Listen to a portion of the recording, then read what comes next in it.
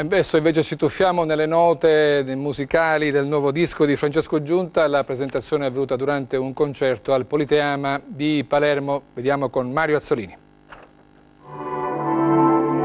Che i Dazze si chiamava Lucingari, non c'era una... Dopo 11 anni di silenzio è tornato con un nuovo disco il cantautore palermitano Francesco Giunta. L'appuntamento nell'ambito della rassegna degli eventi organizzati dal Comune in occasione delle festività natalizie.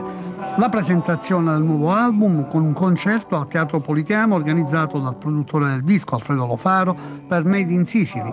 In scena un'orchestra di 25 elementi guidati dal direttore Walter Silviotti.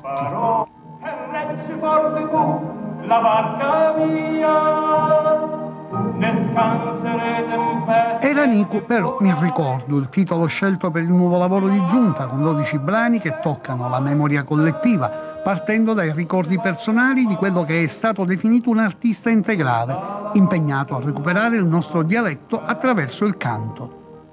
C'è qualcosa che abbiamo perso irrimediabilmente, non possiamo recuperare del nostro passato, della nostra tradizione? Ancora no, secondo me ancora no, se facciamo attenzione, se siamo furbi a non farci fregare dal tempo che va troppo veloce.